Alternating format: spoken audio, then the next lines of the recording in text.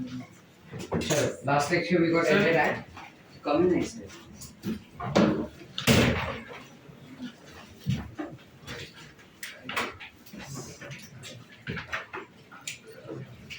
Last lecture we got ended understanding.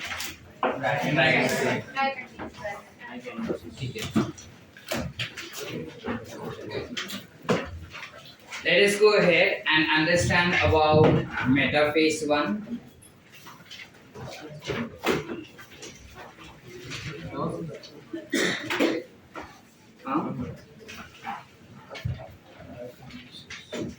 आगे बैठ नहीं तू उधर बैठ सॉरी तू उधर ही बैठ अर्श आगे बैठ फर्स्ट बेंच पे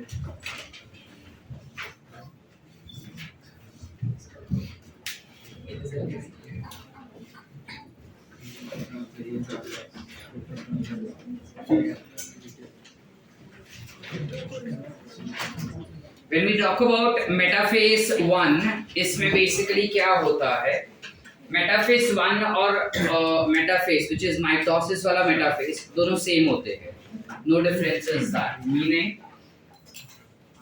इसके पास भी cell होगा and cell के पास it would have chromosomes.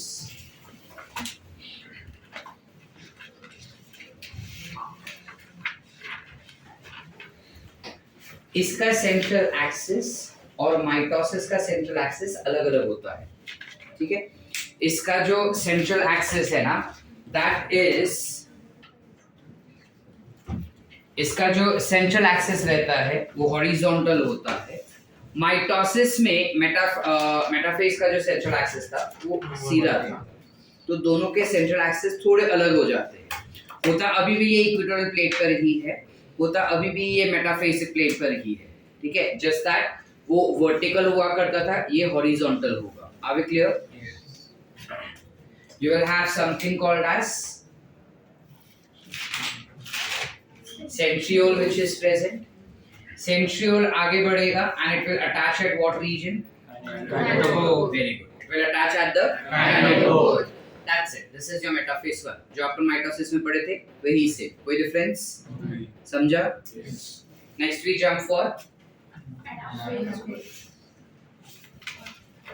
Anaphase 1. I've sent 2 videos. अगर तुम मोबाइल है सबके Yes. मैंने 2 वीडियो भेजे हैं ग्रुप में, एक माइटोसिस का और एक मियोसिस का, ठीक है। घर पे जाके फ्री होके वो वीडियो देख लेना, ठीक है। जहाँ पे अनियन सेल्स जो होते हैं उन अनियन सेल्स में किस तरीके से माइटोसिस होता है और किस तरीके से मियोसिस होता है, और उस माइटोसिस और मियोसिस के समय पे सेल्स के अंदर के जो क्रोमोसोम्स है ना वो कैसे अरेंज्ड होते हैं, कैसे सेपरेट होते हैं, काफी ब्यूटीफुली वो सब चीज दिखाया गया है। एक बार चेक कर लेना, ठीक है। सारे फेसेस दिखाए हैं, शायद उतने क्लीन तुमको क्रोमोसोम्स ना देखे बट आइडिया आ जाएगा कि माइक्रोस्कोप के अंदर वो कैसे दिखते हैं, ठीक है। सो नेक्स्ट जब हम एनाफेज के बारे में आते हैं ना, जब हम एनाफेज के बारे में आते हैं तो एनाफेज 1 में माइटोसिस जैसा नहीं होता, थोड़ा चीज अलग हो जाता है। अब थोड़ा चीज अलग यानी क्या? माइटोसिस में क्या हो रहा था, ये रेड और ये ब्लू एक तरफ जाता था और दूसरा रेड और ब्लू अलग तरफ से आता था, यस और नो? Yes. यहाँ पे क्या हो रहा है कि पूरा ब्लू एक साइड पे आ जाता है और पूरा रेड एक तरफ पे आ जाता है। आप क्लियर? Yes. पूरा ब्लू एक तरफ और पूरा रेड एक तरफ। अब यहाँ पे क्या हो गया, जो जोड़ी में हुआ करता था, ये दोनों का पेयर था ना, रेड और ब्लू का जोड़ी हुआ करता था, ये न्यूक्लियस हो गया और ये सेल हो गया, तो एक्चुअली ऐसे जोड़ी हुआ करता था, यस और no? Yes. Pair of chromosomes होते थे। ये पेयर ऑफ क्रोमोसोम्स अब यहाँ पे नहीं रहे, वो पेयर बिछड़ गया एनाफेज में। जब एनाफेज में पेयर बिछड़ जाता है तो हम इसे कहते हैं रिडक्शनल डिवीजन, क्योंकि अब वो जो 2 थे अब वो हो गया 1। So you have reduction which is occurring over here. Are we clear? Yes. क्या नहीं समझा? समझा। यानी कि यहाँ पे सेल जो था वो डिप्लॉयड था, अब जो सेल हमको मिल रहा है वो क्या हो गया? Diploid. आसान? Yes. रोज काय शिरते आपल्याला? Yes. प्रतीक्षा कुठे गेली? फर्स्ट बेंच दिसतंय, कळतंय नक्की?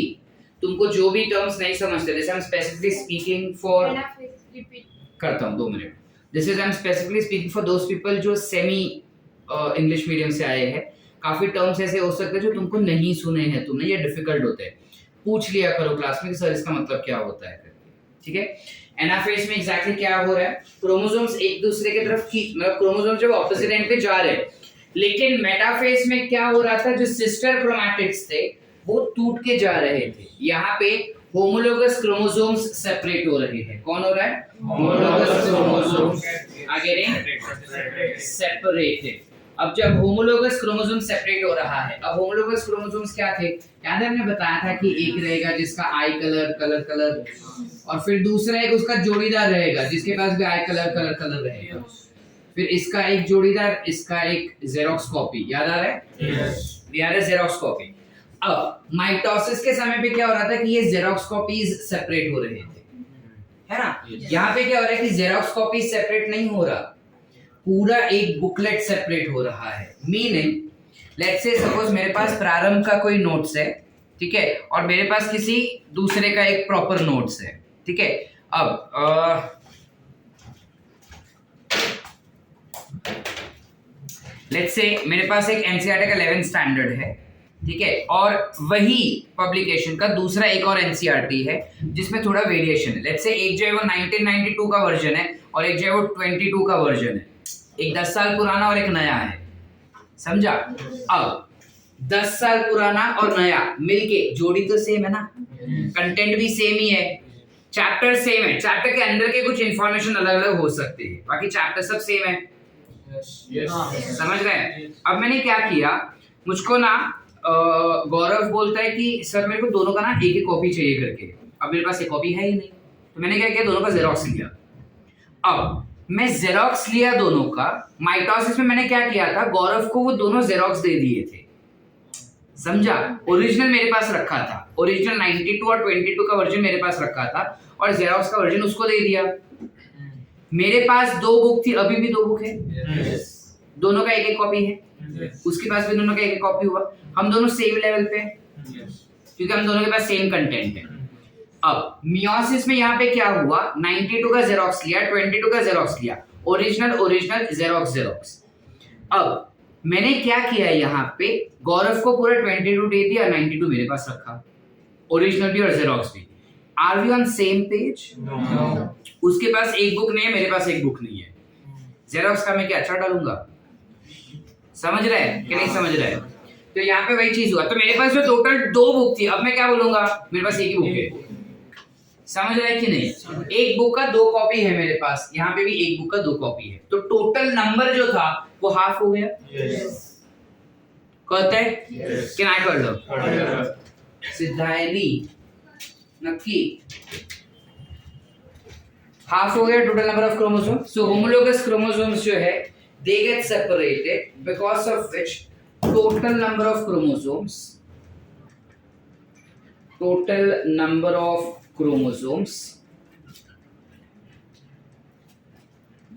is reduced to half. Yes or no? Yes or no? इसके अलावा जब होमोलोगस क्रोमोसोम्स सेपरेट होते हैं ना, इस पर्टिकुलर प्रॉपर्टी को हम कहते हैं डिसजंक्शन। क्या कहते हैं? Disjunction. We call it as disjunction। क्योंकि एनाफेज 1 में डिसजंक्शन हो रहा है, इस वजह से your centromere do not divide या फिर split। सेंट्रोमियर टूटा क्या? नहीं। माइटोसिस में क्या हुआ था, वो ऐसे था और इसका सेंट्रोमियर टूट गया था, इसलिए एक क्रोमोसोम था, 2 क्रोमैटिड्स थे। फिर जब टूटे ना तो एक क्रोमोसोम एक क्रोमैटिड बना था। यस और नो? यहाँ पे क्या हो रहा है, मेरे पास एक क्रोमोसोम है, 2 क्रोमैटिड है, ये पूरा का पूरा एक साइड गया, तो अभी भी मेरे पास सेम कंटेंट हुआ। करते कि नहीं? अरे क्योंकि सेंट्रोमियर जो है वो टूटा नहीं। Are we clear? Anaphase 1 clear?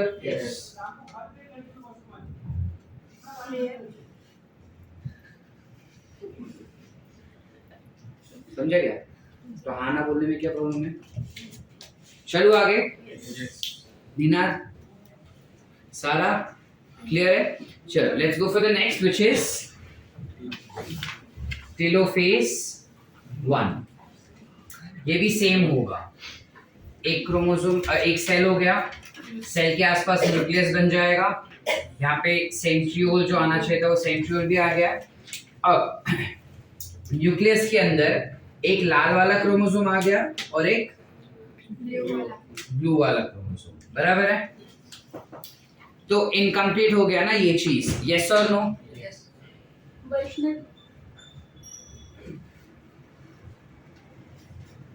Incomplete हो गया ये चीज, है ना। अब जब ये चीज इनकम्प्लीट हो गया है तो आगे आगे भी इनकम्प्लीट ही रहेगा ये, ठीक है।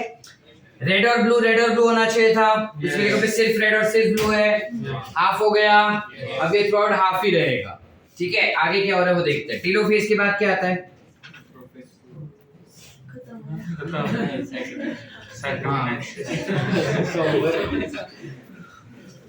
You have cytokinesis, which is cytokinesis 1, जिसमें क्या हो गया, मेरे को दो सेल बन के मिले, दोनों सेल के पास न्यूक्लियस है, एक के पास नीला, एक के पास लाल है, बराबर है। अब इसमें जब हम थोड़ा और डिटेल देखने जाते हैं, when we go a bit more into detail about this, इसके बाद सेल जो है वो नेक्स्ट फेज पे जाएगा, which is what? Meiosis 2। यहाँ पे अपना Meiosis 1 पूरा कंप्लीट हो गया। आई होप Meiosis 1 क्लियर है। yes. कल हम प्रोफेज के सब अलग अलग पार्ट्स पढ़े थे, ठीक है। लेप्टोटिन फेज में क्या हुआ था? बुके स्टेज हो गया था, सारे होमोलोगस क्रोमोसोम्स बन गए थे by shrinking of chromatin fibres. Chromatin fibres जो है वो कंडेंस हो गए थे, ठीक है, वो सिकुड़ गए थे और सिकुड़ने के बाद वो बन गए थे होमोलोगस क्रोमोसोम्स। फिर जाइगोटिन फेज में वही होमोलोगस क्रोमोसोम्स के बीच में अट्रैक्टिव फोर्स आया और अट्रैक्टिव फोर्स की वजह से वो दोनों एक दूसरे के पास अट्रैक्ट हो गए। अट्रैक्टिव फोर्स का नाम क्या था? Synaptic force. Very good. Synaptic force की वजह से वो अट्रैक्ट हुआ और एक दूसरे का जोड़ी बन गया। जोड़ी जो बना उसे हम कहते हैं क्या?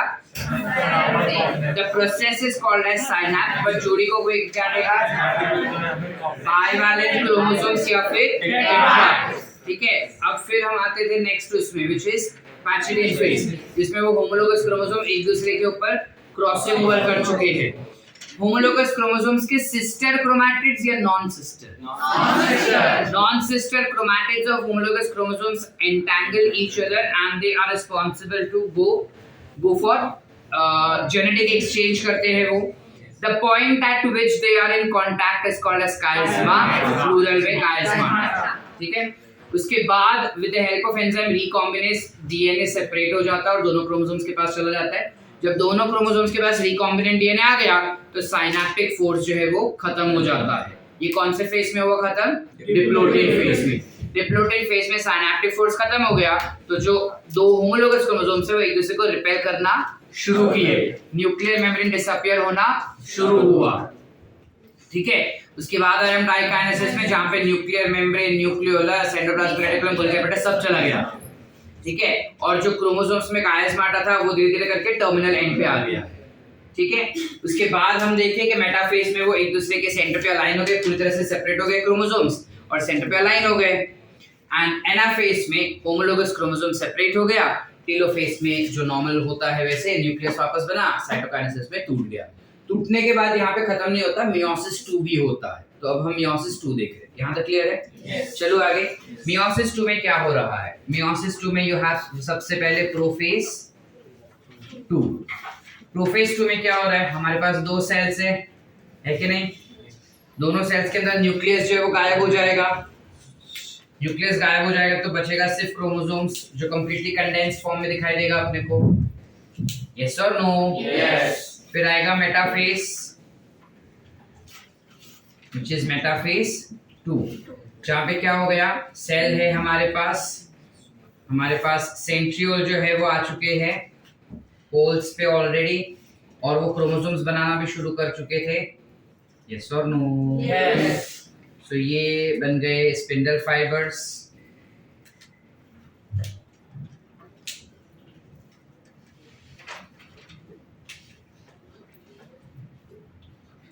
बराबर, मेटाफेज जैसा होता है वैसा ही है, कुछ नया नहीं। फिर आया क्या अपना? एनाफेज। एनाफेज 2 में क्या हुआ, जो सिस्टर क्रोमैटिड्स थे अब वो टूट गए, यस और नो? यस। कुछ ऐसे हो गया अभी। तो इस फेज में क्या हो गया, माइटोसिस जैसा ही same to same, sister chromatids get separated. When sister chromatids are getting separated, pretty obvious, centromere splits. बराबर, सेंट्रोमियर जो है वो स्प्लिट हो गया तो नंबर ऑफ क्रोमोसोम इंक्रीज हो गए, यस और नो? यस। जहां पे एक क्रोमोसोम था अब वो दो दो हो गए हमारे लिए। कमिंग डाउन, फिर क्या आएगा नेक्स्ट वाला, टेलोफेज 2। टेलोफेज 2 में क्या हो रहा है, एक ही सेल के अंदर अब दो दो न्यूक्लियस आ रहे हैं, दोनों न्यूक्लियस के अंदर एक एक क्रोमोसोम चला गया और फाइनली क्या होगा,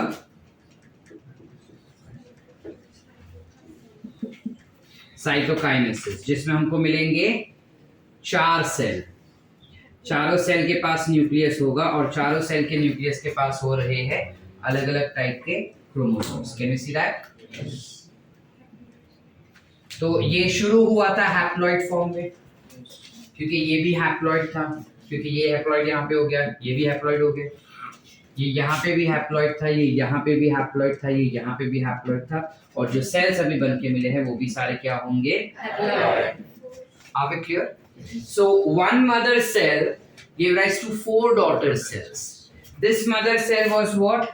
Diploid, which gave rise to 4 haploid cells. Are we clear? Yes. Concept समझा क्या हो रहा है यहाँ पे? Everyone. तो ये क्या बने पता है? Egg cell और sperm cells बने। सिर्फ वही क्या, कुछ और नहीं क्या? आपको कैसे पता ये? क्योंकि मियोसिस सिर्फ germ cells, that is gametic sales produce करने के लिए इस्तेमाल किया जाता है और किसी चीज के लिए नहीं।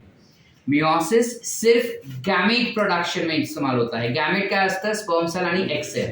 तर मियोसिस डिव्हिजन, सेल डिव्हिजन जो आहे तो फक्त गॅमेट बनवायसाठी यूज होणार आहे, बाकी किसी के लिए नहीं। Are we clear? Yes. Everyone? Yes. पूरा कॉन्सेप्ट क्लियर है? पक्का? सबको समझा? Yes, sir. पक्की बात? Yes. Once more or understood? Understood. Everyone? Yes. पक्का? Yes. लिखना है?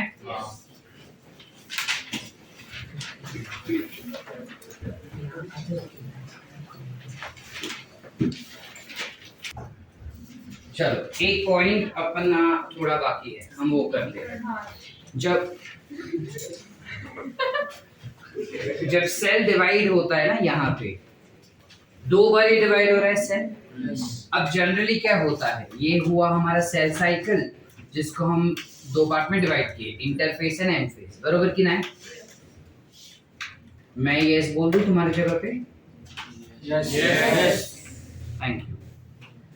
तो ये हो गया एम फेस, ये हो गया I face. I face is divided into G1 G2। बराबर है? यस। एस फेस में मेरा डीएनए डबल हो गया, Yes.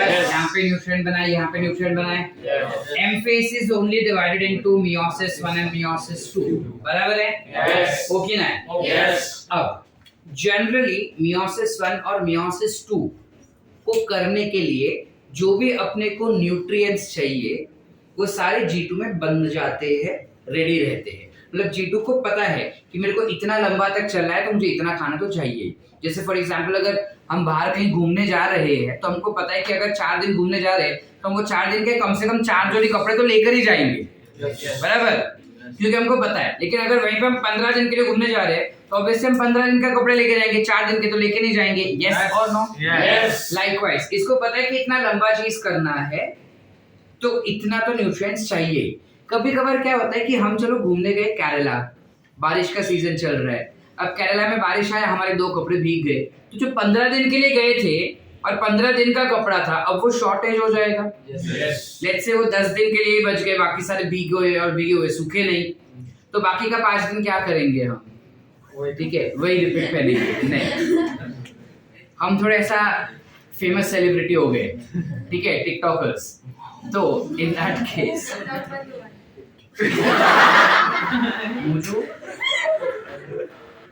मुझो इंस्टाग्राम बस तेच करत राहा तू दिवस रात. कपड़े कम हो गए, अब हम नए खरीदेंगे फिर पहनेंगे ना बाकी के दिन में. सेम चीज यहाँ पे होता है. क्या होता है कि स्टार्टिंग के उसमें उसने सारा यूज किया. अब उसको टेलोफेज के बाद साइटोकाइनेसिस होने के बाद अचानक लगा कि ओ शिट कुछ न्यूट्रिएंट्स तो कम पड़ रहे. अब वापस एस फेस में जाएगा क्या वो? नहीं. G2 फेस में जाएगा क्या वो? एक बार आगे बढ़ गया तो पीछे नहीं आ सकता. ये हम बात कर चुके हैं पहले. अब आगे बढ़ गया पीछे नहीं आ सकता तो करे क्या? तो थोड़ा पॉज ले लेता है.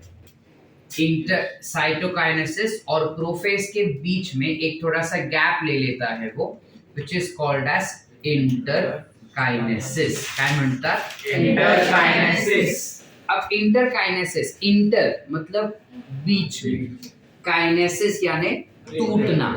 तो दो सेल मतलब दो साइटोकाइनेसिस के बीच का फेस को हम क्या कहेंगे? इंटरकाइनेसिस. कभी कभार क्या होता है सेल के न्यूट्रिएंट्स खत्म हो जाते हैं. कभी कभार सेल के न्यूट्रिएंट्स साइटोकाइनेसिस 1 में ही खत्म हो जाते हैं. तो दूसरा बनाने के लिए जो डीएनए एकदम पैक किया था उसे खोलना पड़ेगा. तो उसे हम खोलते हैं. हमारा सेल उस डीएनए को खोलता है, चीजों को जो बनाना है वो बनाता है. उसके बाद वापस पैकिंग करना होगा. वापस पैकिंग यानी कौन सा फेस हो गया? फेस में डीएनए पैक हो रहा है ना. अरे समझ रहा है कि बाउंसर जा रहा है? नहीं समझा? Once more. ये वंस मोर वाला क्वेश्चन ही मेरे को समझता है कि तुमको समझा कि नहीं समझा. नहीं तो हाँ समझा तो बोलो ना कि सर नहीं समझा, वापस एक बार बताओ क्या है करके. देखो चलो एक बेहतर एग्जांपल देता. सपोज हम यहाँ से कोल्हापुर ट्रैवल कर रहे हैं. ठीक है. अब यहाँ से कोल्हापुर ना हम हर हफ्ते या कहेंगे कि रोज ट्रैवल करते हैं. लेकिन प्रॉब्लम है कि हमारे साथ एक छोटा बच्चा भी ट्रैवल करता है. ठीक है. अब वो छोटा बच्चा की जो माँ है ना वो घर पे से उसको सुसु पॉटी सब करवा के निकलती है ताकि बीच रास्ते में जो बैग पैक किया होता है ना वो बार बार खोलना ना पड़े. इरिटेटिंग काम है. तो हर रोज बराबर होता है. अब क्या हो गया, एक बारी कभी कभार ऐसा हो जाता है कि वो बंदा घर से तो करके निकला कि फिर से नादान इंसान ना हो, छोटू बच्चों, उसको पॉटी हो गया रास्ते में. ठीक है. सुसु हो गया तो ठीक है वो एब्जॉर्ब कर लेगा डायपर. ठीक है. लेकिन पॉटी हुआ तो बात आते रहेगा ना. फटाफट साफ करना पड़ेगा. अब क्या हुआ, वो वापस बैग पैक जो किया था वो खोलना पड़ेगा, साफ करके पैक करके फिर वापस बैग पैक करना पड़ेगा. अब बैग हम पूरा खोलेंगे क्या एक डायपर के लिए? थोड़ा सा खोल के जितना काम चाहिए उतना करके फिर वापस पैक कर दिया. सेम टू सेम पूरा चीज आए, कुछ न्यूट्रिएंट्स खत्म हो गए तो पूरा डीएनए जो वो नहीं खुलता. क्रोमोसोम का एक छोटे से पार्ट में से डीएनए खुलता है, चीजें बनाई जाएगी और फिर वापस उसे पैक किया जाएगा इन प्रोफेज. समझा? अब अगर मैं खोलूंगा तो ही पैकिंग का जरूरत पड़ेगा ना. अगर मैंने खोला ही नहीं तो पैकिंग का जरूरत है फिर पैक्ड ही है ना. लाइकवाइज साइटोकाइनेसिस में से अगर न्यूट्रिएंट्स खत्म हुए तो ही सेल इंटरकाइनेसिस पे जा रहा है. अगर न्यूट्रिएंट्स खत्म हुए तो ही इंटरकाइनेसिस पे जा रहा है ना. अगर उसके न्यूट्रिएंट्स खत्म ही नहीं हुए तो जो मैक्सिमम टाइम होता है, हम क्या बोले कि कभी कभार खत्म होता है, हर बार ही नहीं. उसको पता है कि इतना सब काम करना है तो G2 में बना के ही बैठता है. कभी कभार कुछ रीजन की वजह से अगर खत्म हो गया तो वो इंटरकाइनेसिस में जा रहा है. अगर खत्म हुआ और इंटरकाइनेसिस में गया तो प्रोफेज 2 में जाना उसका बनता ही है, बिकॉज क्रोमोसोम्स के अंदर के डीएनए को पैक करना पड़ेगा अपने को. समझ रहा है कि फास्ट है वो? समझ रहा है. अब अगर वो खुला ही नहीं, न्यूट्रिएंट्स बराबर है जैसे होना चाहिए वैसा ही है, पैक्ड है, तो मुझे प्रोफेज 2 का जरूरत है क्या? नहीं. So if these cells are not undergoing interkinesis, they can directly go to metaphase. Understood? Yes. क्या नहीं समझा? यानी हम कह सकते कि majority of the time prophase 2 तो होता ही नहीं. मेजॉरिटी ऑफ द टाइम कळतंय की नाही? सगळ्यांना कळलं? Any doubts? इंटरकायनेसिस काय आहे ते कळलं?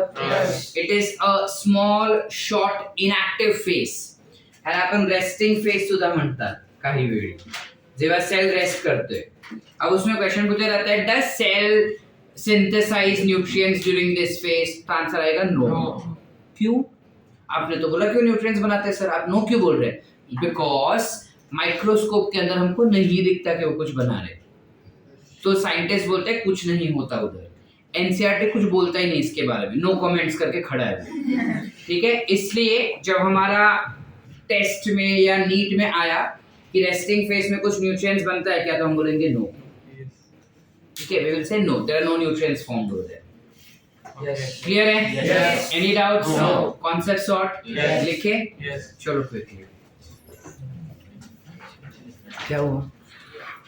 इतना ही लिखना है ना, इंटरकाइनेसिस क्या होता है, तो इतना शॉक क्यों है? नहीं लिखना तेरे को? नहीं है बोला. वो कुछ नहीं बोला, तू खुद ही शॉक हुआ. अब एक छोटू सा टॉपिक है हमारे एनसीईआरटी में.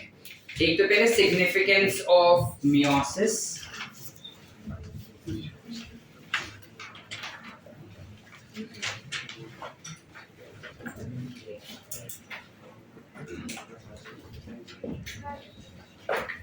तुम्ही तर सांगितलं सायटोकायनेसिसवर आणि इकडे सायटोकायनेसिस या दोन्हीतला gap इंटरकायनेसिस.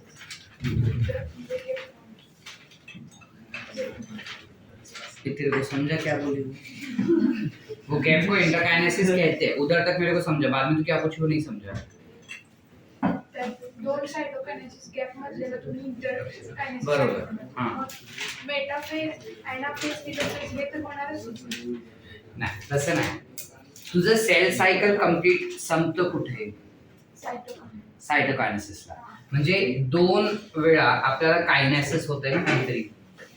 कॅरियोकायनेसिस is also kinesis. Cytokinesis is also kinesis. So between 2 kinesis is interkinesis, which could be between 2 cytokinesis also. One cytokinesis, one and karyokinesis, 2 के बीच का भी you can say. ठीक है? चलो चले आगे. नीना, मियोसिस का सिग्निफिकेंस क्या है? सिग्निफिकेंस म्हणजे ते काय महत्वाचं आहे, त्याला त्यातून आपल्याला काय शिकायला भेटतं. ठीक आहे, काय कळतं आपल्याला मियोसिस मधून? तर पहिल्यांदा आपल्याला हे कळतं की एक मदर सेल जे असेल ते 4 डॉटर सेल्स देणार आहेत आपल्याला. हो की नाही? Yes. त्यानंतर ते आपल्याला सांगतात की मियोसिस फक्त डिप्लॉइड सेल मध्येच होतं. So it occurs only in diploid sales. बरोबर. त्यानंतर तो सांगतो की गॅमीट्स नेहमी मियोसिसनेच भेटणार आपल्याला. जर आपल्याला गॅमीट्स मिळवायचं असेल तर मियोसिसनेच फक्त आपण मिळवू शकतो. ठीक आहे, तर गॅमीट्स आर ऑब्टेन्ड बाय मियोसिस. त्यानंतर आपल्याला मियोसिस मध्ये हे सुद्धा कळतं की मियोसिस होतंय त्यामुळे सेक्शुअल रिप्रोडक्शन आहे. जर मियोसिसच नसेल होत देन गॅमेट्स नाहीच बनणार आहे. गॅमेट्स नसेल बनणार तर ऑब्वियसली काय नाही होणार आहे? Sexual reproduction. Because sexual reproduction सिर्फ तब पॉसिबल है जब गैमेट्स बने, दैट इज स्पर्म सेल्स और एग सेल्स बने. अब यहाँ पे स्पर्म सेल्स और एग सेल्स बनेंगे ही नहीं तो सेक्शुअल रिप्रोडक्शन होगा नहीं. So sexual reproduction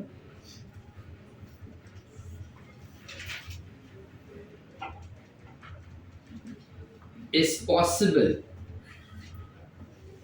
due to meiosis. Okay ना? अरे यस और नो? Yes. इसके अलावा वो बता रहा है कि it helps in maintaining ploidy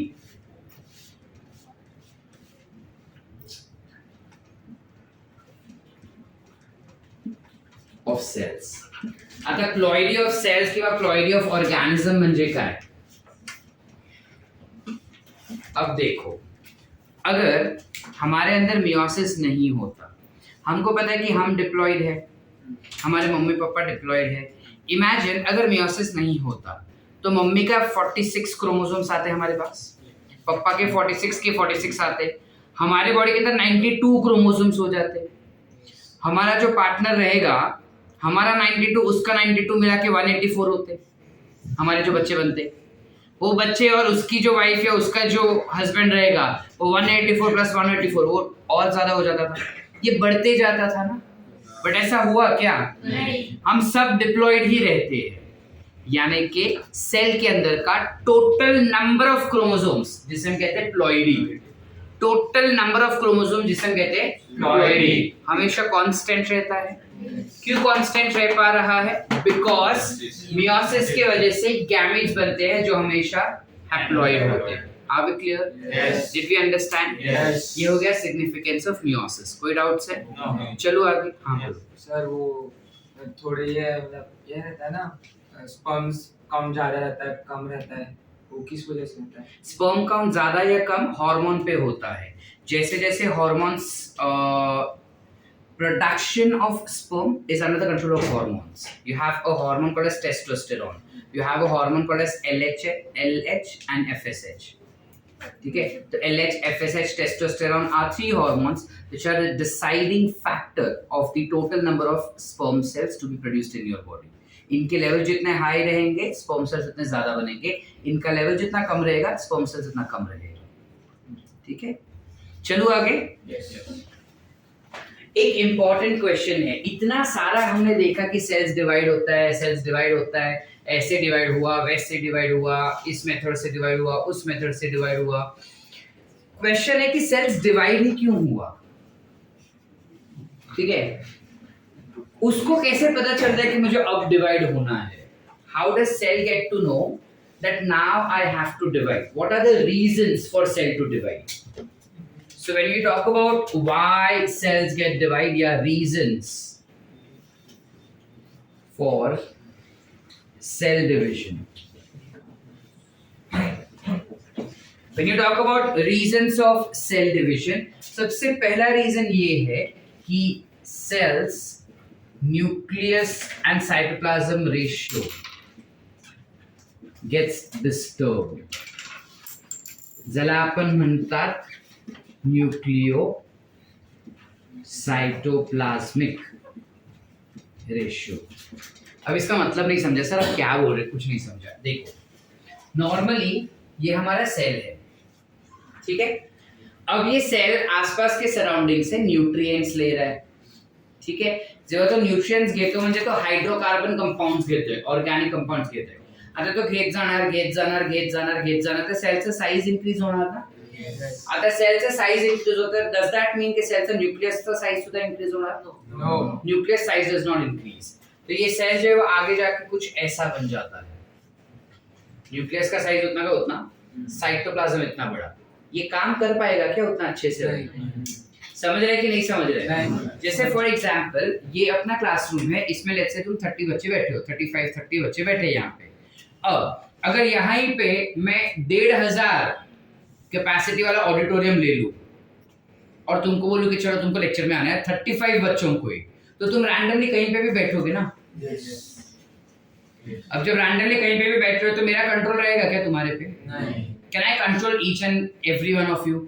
जो फर्स्ट बेंच पे बैठे जो मेरे को रिस्पॉन्ड कर रहा है वो मेरे लिए प्यारा, उस पर मेरा ध्यान जाएगा। बाकी जो कोने कोपरे में बैठा किधर किधर दूर 1500 की कैपेसिटी में, मैं कैसे देख पाऊंगा उसको? यहाँ पे उसके साथ सेम प्रॉब्लम होता है। सेल को रेगुलेट करना, सेल बराबर से काम करे ये देखने का काम किसका है? न्यूक्लियस का। अगर सेल का साइटोप्लाज्म इतना फैलेगा और न्यूक्लियस इतना छोटा होगा तो काम कैसे होगा? तो न्यूक्लियस बोलता है कि नको रे बाबा, अपन डिवाइड हो जातो। तो सेल फट से क्या होगा? डिवाइड हो जाएगा। Why? Because cytoplasm is to nucleus का रेशियो जो है वो चेंज हो गया। ठीक है। दूसरा प्रोडक्ट या दूसरा चीज ये हो सकता है कि ये तुम्हारा सेल और ये न्यूक्लियस, अचानक से न्यूक्लियस का साइज बढ़ गया, साइटोप्लाज्म उतना का उतना ही। फिर भी ये प्रॉब्लम है ना, न्यूक्लियस का साइज बढ़ गया और साइटोप्लाज्म उतना का उतना ही है, ये भी एक प्रॉब्लम हो गया। तो ये फिर से क्या हो जाता है? डिवाइड हो जाता है। सो जब न्यूक्लियस और साइटोप्लाज्म का रेशियो चेंज हो जाएगा तब सेल जो है वो डिवाइड होने का सोचता है। समझा? कि नहीं समझा? इसके अलावा दूसरा चीज है, you have inadequate oxygen supply in entire cell. बहुत ज्यादा इंग्लिश हो गया ना। नहीं। इनएडिक्वेट यानी कि इनसफिशिएंट, इनसफिशिएंट यानी कि कमी या फिर ढंग से ना होना कोई चीज, ठीक है। अब यहाँ पे क्या होगा, हमको पता है कि सेल के पास ऑक्सीजन तो जाना ही चाहिए, सेल के सारे ऑर्गेनल्स के पास ऑक्सीजन तो जाना ही चाहिए। अब सेल इस तरीके से कुछ फैला हुआ है कि सारे ऑर्गेनल्स के पास ऑक्सीजन ढंग से नहीं जा पा रहा, तो वो ऑर्गेनल्स ढंग से काम भी नहीं कर पाते हैं। और ऑर्गेनल्स अगर ढंग से काम नहीं कर पाएंगे तो सेल बोलेगा डिवाइड हो जाओ, या तो बोलेगा कि चल मैं मरने जा रहा है, या तो बोलेगा डिवाइड हो जाओ। आसान। तीसरा रीजन कैन बी कि there might be environmental reasons.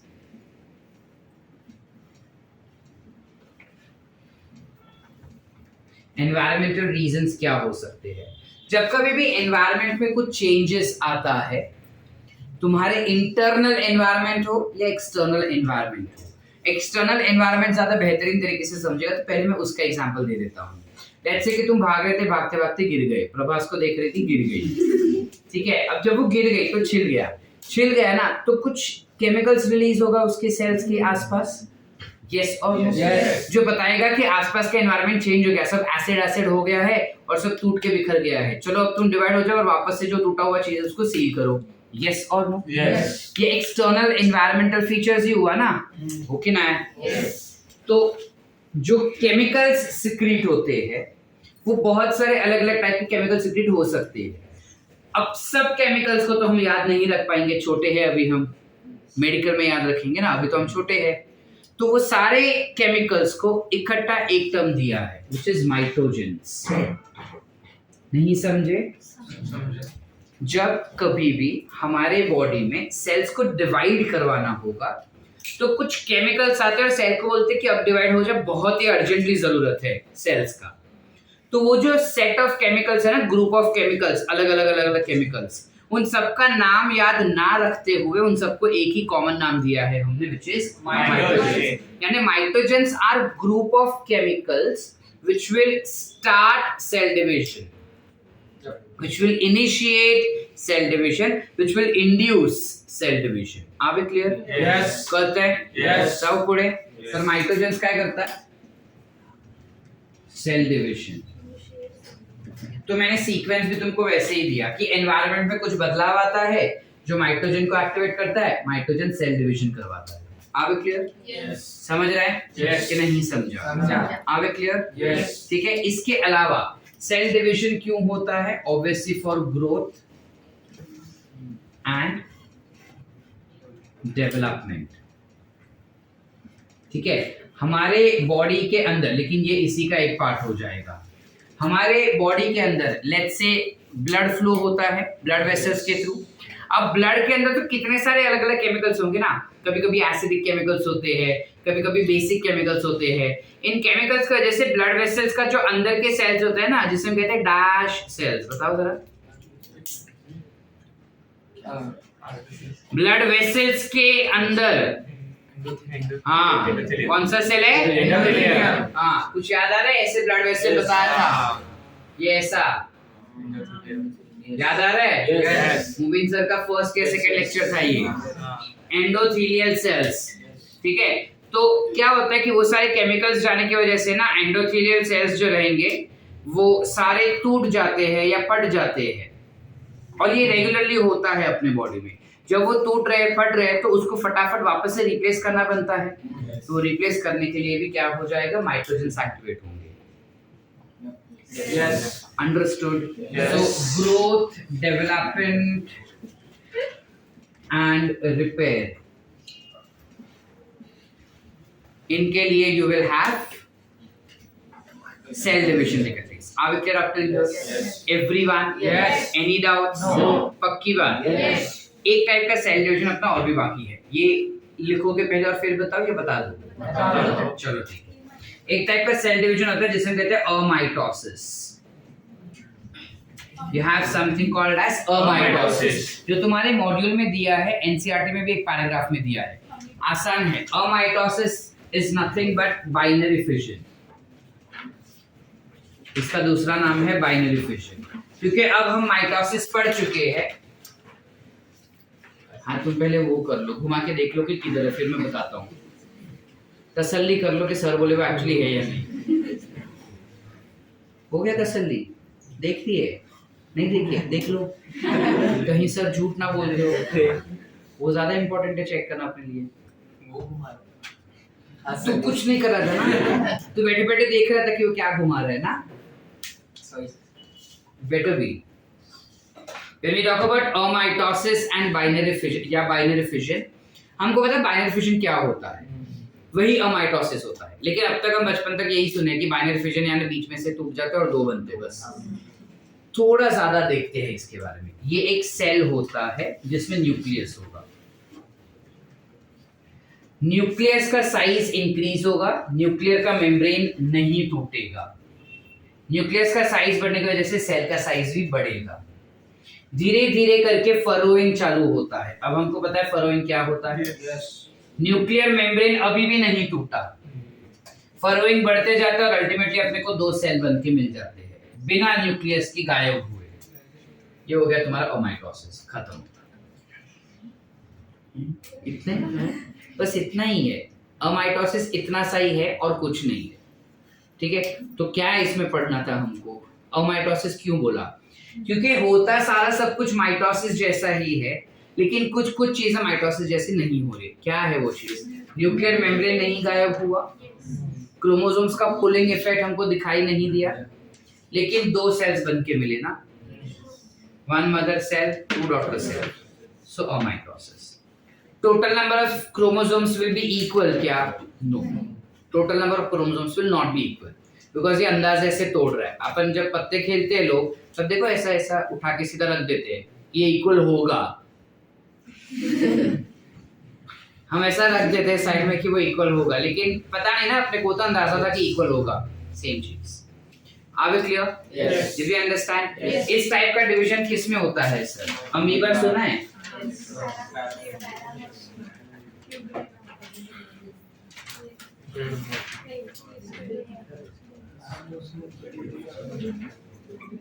Clear है? यूनिसेलुलर यूकैरियोट में जनरली ये दिखाई देगा। समझा? Yes. सारा सब कुछ? Yes. पक्की बात? Yes. With this we end up with the second chapter of your biology. ठीक है? हाँ? तू उसका स्पोक्स पर्सन है। क्लियर है? लिखे? चलो क्विकली राइट डाउन। इसके बाद तुमको डिस्टिंग्विश दे देता हूँ अगर टाइम बचता है अपने पास तो, नहीं तो फिर रीड कर लेते हैं अपन। इसका टेस्ट तो बहुत लेट है, तो इसके बाद न्यू चैप्टर है। क्या बोल रहा है? इसका टेस्ट लेट है, तो बहुत हाँ ये न्यू चैप्टर था। हाँ, न्यू चैप्टर कौन सा है? अभी सब बता दो। हाँ, कुछ राज रखे चीजें काय म्हणते? एमसीक्यू सॉल्व करून यायचं तुम्हाला उद्या। ठीक आहे, उद्या सॉल्व करणार की इकडे येऊन सॉल्व करणार? इकडे येऊन सॉल्व करणार? चालेल। Come your and solve in front of me. घर पे से क्या करके आओगे? एनसीईआरटी पूरा अच्छे से रीड करके आ जाओ, इधर आके सॉल्व करना। घर पे तुम तुम्हारा फिजिक्स का प्रैक्टिस करो, परसों उसका टेस्ट है इसलिए। ठीक है, इधर आके अपन सॉल्व करेंगे, लेकिन घर पे से I want you to read the entire chapter and come. Yes. हाँ,